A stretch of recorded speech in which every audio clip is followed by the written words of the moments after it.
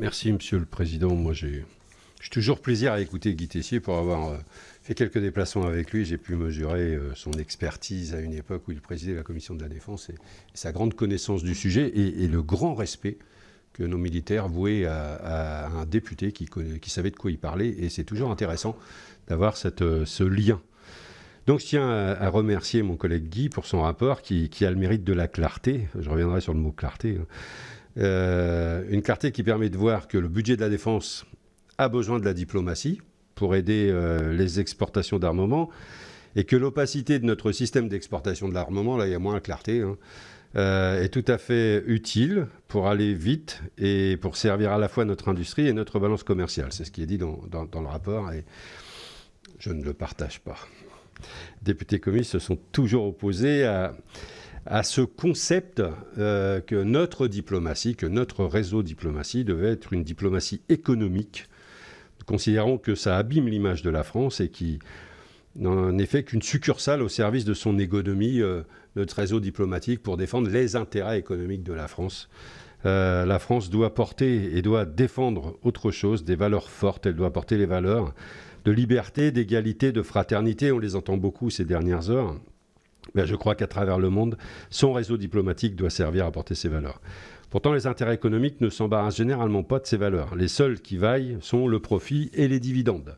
C'est d'ailleurs comme cela qu'est construite la politique d'exportation d'armement de notre pays, où chaque demande d'exportation fait l'objet d'une demande auprès du secrétariat général de la Défense et de la Sécurité nationale, puis qui est discutée au sein de la commission interministérielle pour l'étude des exportations de matériel de guerre, où tout est classifié secret défense. Et voilà.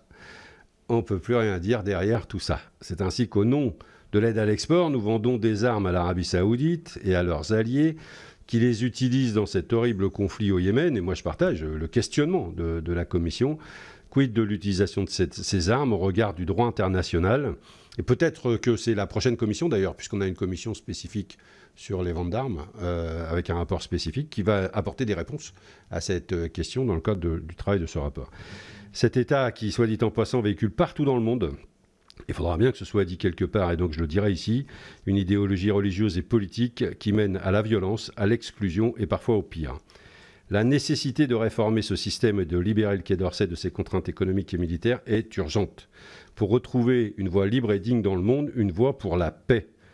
D'autre part, je constate au sein de ce budget que la trajectoire de la loi de programmation militaire qui prévoyait de dépenser 2% de notre PIB pour notre armée est parfaitement respectée, lorsque l'aide publique au développement n'a jamais eu de trajectoire très crédible, selon nous, pour parvenir aux 0,5% du PIB. À croire que les injonctions de Trump et de l'OTAN ont plus de force que celles des ONG, c'est parfaitement regrettable. Enfin, une dernière question concernant le plan de relance. Vous avez indiqué, si j'ai bien lu, à la page 10 du rapport, que le plan de relance financera à hauteur de 150 millions d'euros les dépenses de recherche duale portées par le commissariat à l'énergie atomique. Devons-nous conclure que le plan de relance soutient la recherche sur la bombe atomique, l'adaptation de l'arme nucléaire aux enjeux du XXIe siècle? Souvenons-nous, c'est ce qui a guidé aussi le budget pluriannuel militaire. Continue-t-elle d'être pertinente lorsque les enjeux de ce siècle, et on le voit de plus en plus, sont la cybersécurité, les crises environnementales et les crises sanitaires? Même si nous considérons qu'il convient d'apporter les moyens nécessaires à notre armée, et on sait qu'elle en a besoin, et je me souviens aussi de ces véhicules légers, et on l'avait vu en Afghanistan, où les soldats nous expliquaient que les Américains étaient un peu protégés avec leurs véhicules, mais pas le fond des véhicules légers français. J'espère que les choses ont bien évolué depuis, donc il faut des moyens pour nos militaires pour pouvoir assurer leur mission. Nous ne partageons pas parfois les missions qui leur sont données, mais là n'est pas la question. Ils doivent être protégés dans le cadre de leur mission. Voilà pourquoi le groupe des députés communistes ne soutiendra pas ce budget après toutes ces explications.